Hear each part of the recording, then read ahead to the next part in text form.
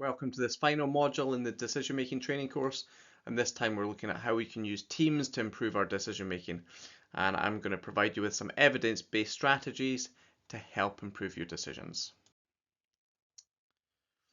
When there's sufficient time available, and as I'll show you in some of the examples, you don't need a lot of time, but it's almost always more effective to use a team to support decision making compared to making a decision on your own.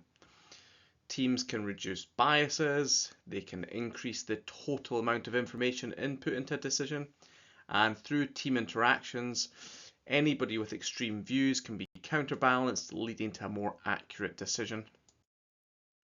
In this paper, the authors compared two different methods for using other people's opinions to make decisions.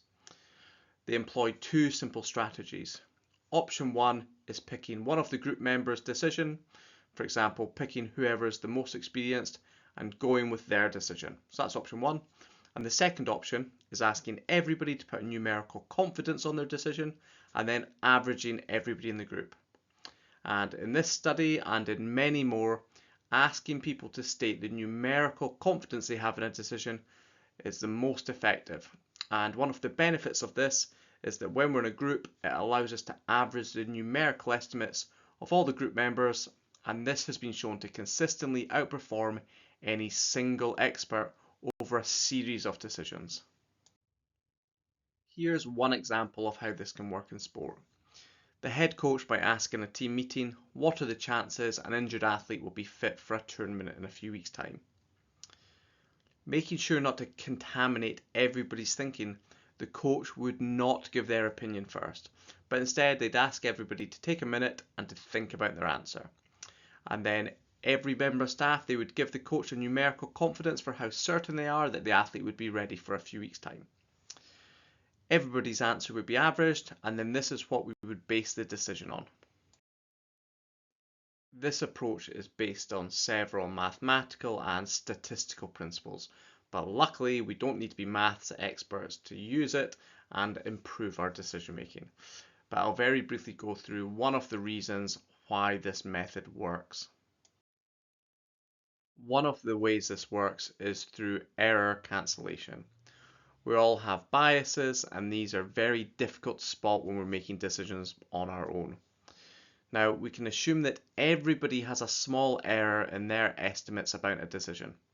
Some people will be overly optimistic, while others will be overly pessimistic.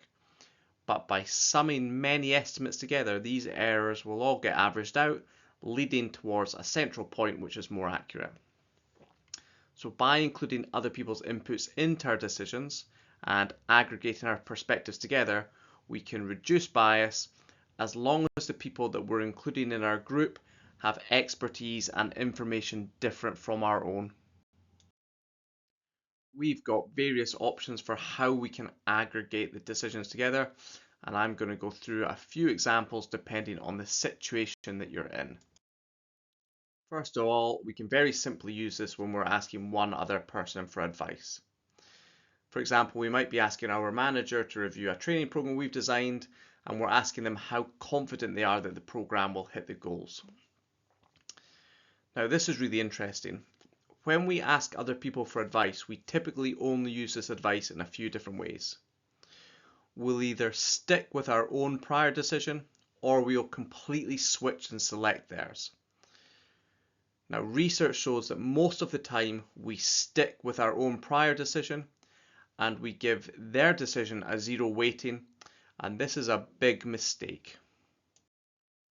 Sticking with our prior decision and giving the other person's decision a 0 weighting is an example of overconfidence bias.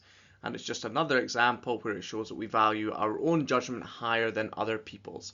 And this is in part because we know the reasons behind our own judgments, but we don't know the reasons most of the time behind other people's opinions. So this is why we give our reasons full weightings, and we most commonly give theirs a 0. And as I've said, this is a big mistake.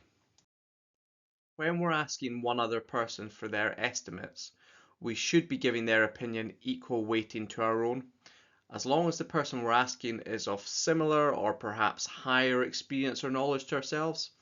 and as long as they've taken some time to deliberate and think before answering, and they've not just replied impulsively.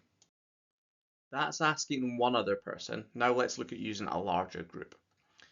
Let's take an example such as squad selections. In the conventional approach to making group decisions, we might ask something to the effect of, how many people agree we should do this, or is everybody happy with this decision? Now, the fundamental error with this approach is that we're fooled into thinking that the majority represents the confidence in our decision, rather than trying to estimate the actual confidence. We might have the situation where the two people who are disagreeing are only slightly disagreeing, but the two people who are agreeing very strongly agree. Instead of asking, do we agree or disagree with a decision, we should be asking people how confident they are. Perhaps instead of asking, will investing in this new force plate reduce our injuries? We should be asking, how confident are we that this new force plate will reduce our injuries? So when we use this approach, we must be using numerical confidence to get people to state how certain they are. And then we average all of these probabilities together so that we get a group numerical confidence in our decision. And we're not seeking a consensus. It's nice if we get one, but it's definitely not required. A different way of doing this is with cooperative group estimates. And this is again where individuals independently think and come up with their own estimates before they then share these with the group, and they're averaged together to come up with an initial prediction.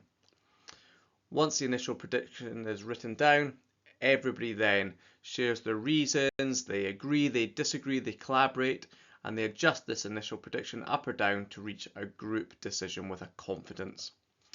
And this is essentially a team example of outside to inside views. This approach of putting numerical confidence in our decisions can mitigate many of the barriers associated with making team decisions. And one of the barriers it does a great job at hurdling is miscommunication. If we think about our day-to-day roles, we often use vague communication which different people interpret differently. For example, a coach might ask the fitness coach if the athletes need a top-up fitness session at the end of the training session, and the fitness coach might reply with some vague answer such as, they probably do, or they'll possibly get away with not needing one. And what's really interesting is when we ask people to be precise about what they mean by the phrases they use, the interpretation of these phrases between different people is very poor. So ultimately, we're biased in the language that we use, and we're biased in how we subjectively interpret the words other people use. And ultimately, common phrases that we use every day can result in miscommunication. And if we don't know what the words we're using mean, this can cause confusion and negatively impact our decisions. So we should always try to communicate our decisions to other people using this numerical confidence between 0 and 100%. And this has been shown in lots of different research in lots of different environments to minimize miscommunication and create a better shared understanding. Here are the take-home messages from this final module. Teams pull in more information into the decision-making process, and this can enhance our decision-making accuracy as long as the team have access to different pieces of information and they're equally or more experienced in this type of decision compared to ourselves. Secondly, this isn't just about having a normal discussion where we share information and come to consensus. We should be coming to the table with our own written down confidence in any possible decision, or we should be ranking a set of possible options before we collaborate. And once we've shared our confidence, then we can collaborate and discuss because we've minimized the risk of contaminating each other's thinking. And finally, teams aren't a fix-all, but they can address many of the barriers to effective team decisions. And if we're aware of the barriers, we can do something about them.